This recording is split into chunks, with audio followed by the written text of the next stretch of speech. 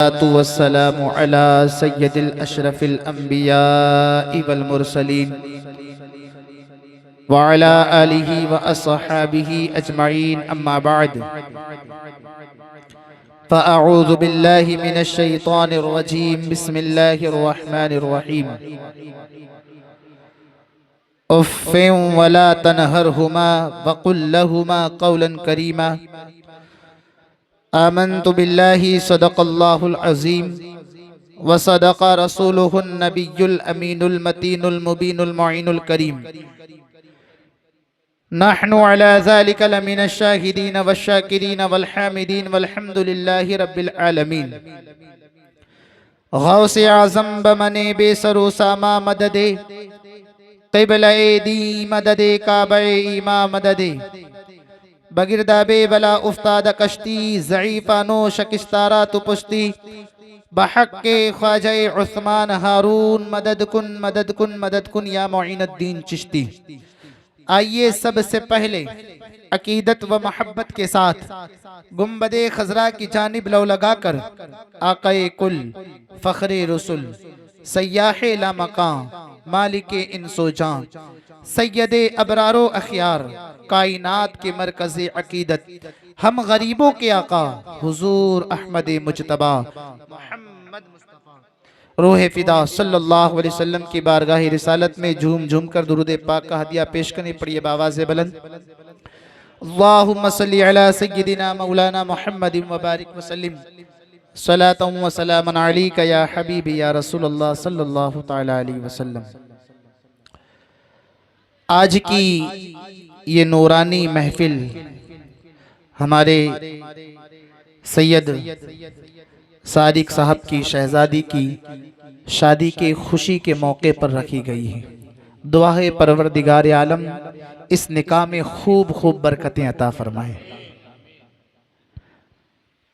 मेरे अजीजों,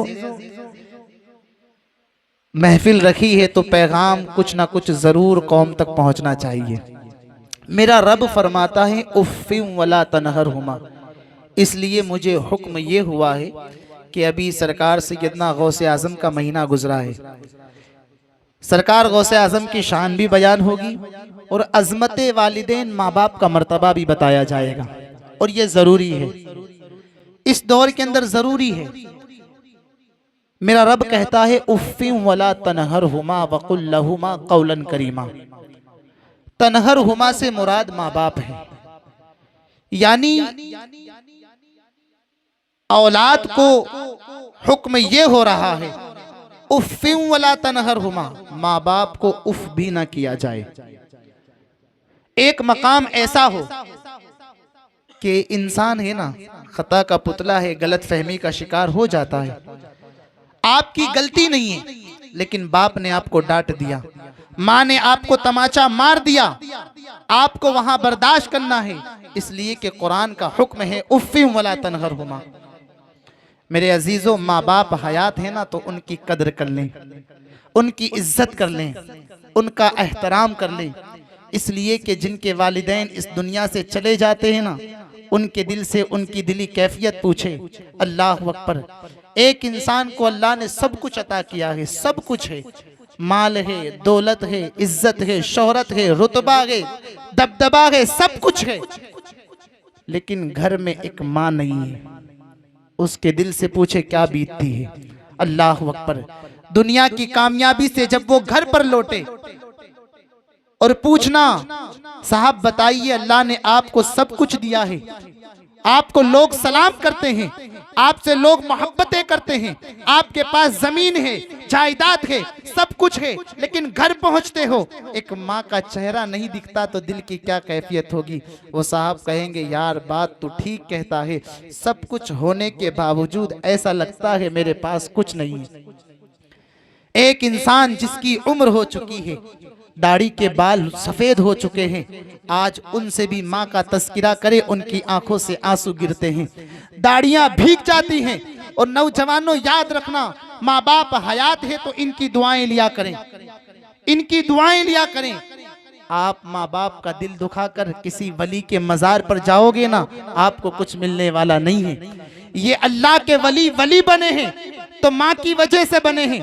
इनकी माओं को देखो, अल्लाह अकबर, गौसे पाक की माँ हजरत उम्मुल खैर हैं, अल्लाह अकबर। इसी तरह निजाम पाक की माँ हजरत जुलेखा है। इनकी शान ऐसी, अल्लाह अकबर, ये खुद अल्लाह की वलिया थी, ये खुद अल्लाह की नेक बंदियां।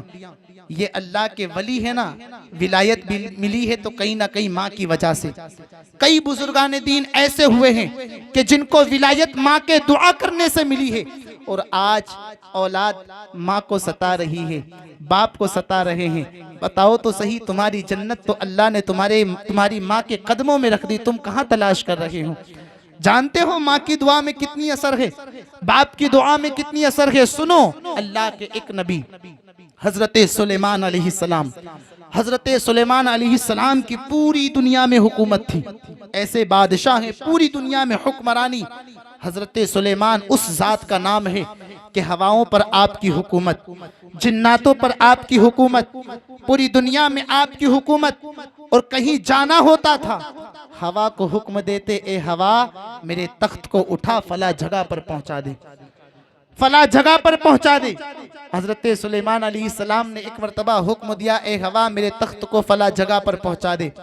हवा ने तख्ते सुलेमान को अपने कांधे पर उठाया और लेकर उड़ी। उड़ते उड़ते शहर मदीना करीब आ गया। अब सुनना मेरे नबी के शहर की क्या शान है।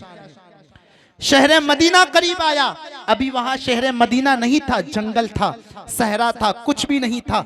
हजरत सुलेमान अलैहिस्सलाम ने हुक्म दिया, ए हवा मेरे तख्त को किनारे पर उतार दे। हवा ने आपके तख्त को किनारे पर उतारा। हजरत सुलेमान वो बादशाह, पूरी दुनिया में हुक्मरानी है, लेकिन अपनी जूतियों को अपने तख्त पर उतारते हैं। और उतारने के बाद शहर नबी में, शहर मदीना में, हालांकि उसका नाम शहर मदीना भी नहीं था, बल्कि हुजूर के कदमों ने उसे शहर मदीना बनाया है।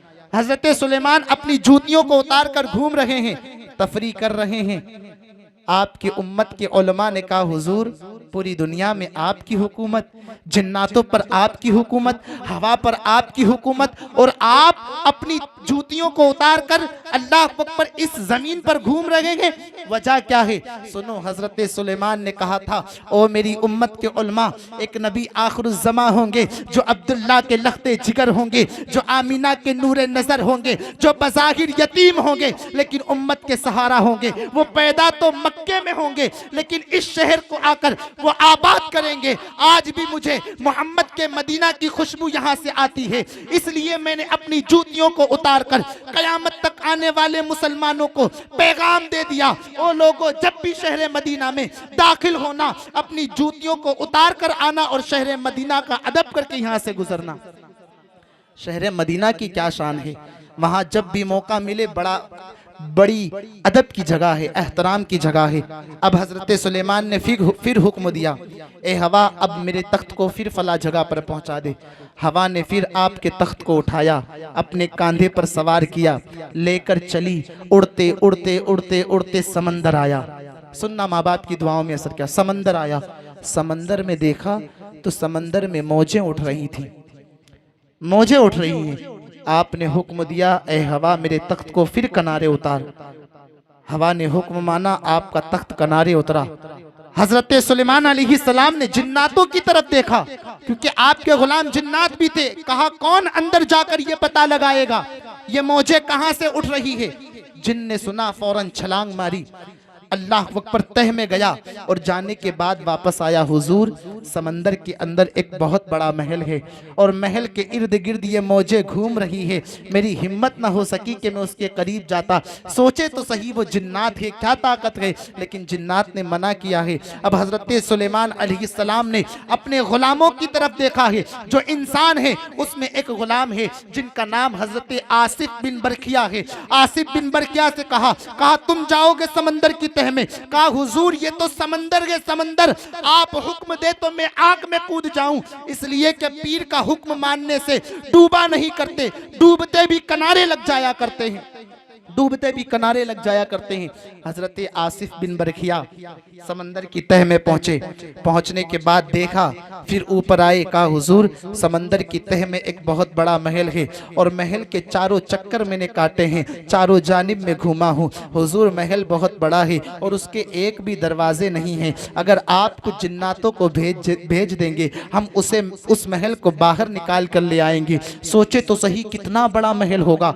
अब जिन्नात हजरते आसिफ बिन बरखिया के साथ समंदर की तह में पहुंचे और वो महल को बाहर निकाल कर लाए, जमीन पर रखा। अल्लाह के नबी हजरत सुलेमान अलैहिस्सलाम महल को देख रहे हैं, चारों तरफ घूम रहे हैं। अल्लाह अकबर, महल के अंदर एक भी दरवाजा मौजूद ना था। दुआ करते हैं, परवरदिगार आलम क्या मामला है मौला, मैं देखना चाहता हूँ इस महल के अंदर क्या है। मौला इस महल के दरवाजे को खोल दे। अल्लाह के नबी की दुआ थी, कैसे टाली जाती, दुआ कबूल होती है। महल का दरवाजा खुलता है। आपने क्या देखा, एक जवान अंदर बैठा हुआ है। एक जवान है जो अल्लाह की तस्बीह व तहमीद कर रहा है, अल्लाह रब्बुल इज्जत की इबादत कर रहा है, जो है बंदगी कर रहा है। हजरत सुलेमान अलैहिस्सलाम ने देखा है, अल्लाह अकबर, वो जवान की आंखें बंद है और हजरत सुलेमान अलैहिस्सलाम ने सलाम किया। अल्लाह अकबर, वो जवान की आंखें बंद है और ऐसे ही कहता है, सलाम का जवाब देकर कहता है, ओ अल्लाह के नबी सुलेमान अलैहिस्सलाम कैसे आपका आना हुआ। हजरत सुलेमान अलैहिस्सलाम चौंक जाते हैं, कहा तुझे कैसे पता मैं अल्लाह का नबी हूं। वो जवान ने कहा है, जिस जात ने तुम्हें मेरे बारे में बता दिया है, उसी जात ने मुझे तुम्हारा नाम भी बता दिया है। वो जवान ने आंखें खोली।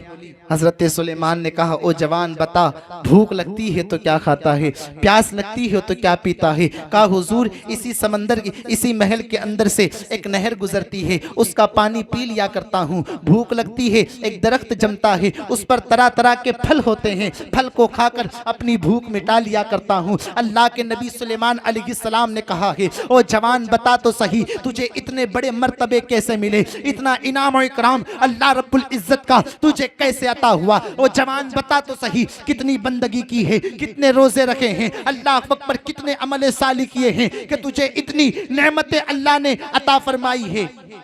वो जवान ने कहा, हुजूर मैंने कोई बंदगी नहीं की, कोई नमाजें नहीं, बस मेरी एक माँ थी। अब सुनना माँ क्या होती है। कहा मेरी एक माँ थी, वो बीमार हुई, मैं उसकी खिदमत में लग गया, उसकी खिदमत में लग गया, खिदमत करता रहा। खिदमत करते करते 8 साल गुजर गए, 8 साल गुजर गए। आज हमें माँ बाप की बातें सुनने का वक्त नहीं है ना। अल्लाह अकबर, माँ अगर कुछ काम के लिए कह दे तो बेटा कहता है, अम्मी ये काम जो है तू कर लेना। अल्लाह अकबर, मेरी फला मसरूफियात है, फला जगह पर बिजी हूँ। अल्लाह अकबर, जानते हो जवानों, तुम्हारी माँ की शान क्या है। तुम्हें एक दर्द होता था, माँ आहे बढ़ती थी। तुम परदेश में रहते थे, माँ यहाँ दर्द महसूस करती थी। अल्लाह अकबर, तुम जो है बचपने के आलम में जब आहे भरते थे तो माँ का सीना कांप जाया करता था, उस माँ को तुम मना कर रहे हो। अल्लाह अकबर, वो जवान ने कहा है, हुजूर मेरी एक माँ थी, जब बीमार हुई 8 साल तक मैं खिदमत करता रहा, लेकिन जब इंतकाल का वक्त आया, अल्लाह अकबर विसाल का वक्त आया, माँ ने कहा बेटे आजा। बेबस माँ क्या दे सकती है, देने के लिए तो कुछ भी नहीं, लेकिन आ मेरे सीने से लग जा, मेरी दुआएं लेता चला जा। अल्लाह अकबर, कहा हुजूर मैं अपनी माँ के करीब गया,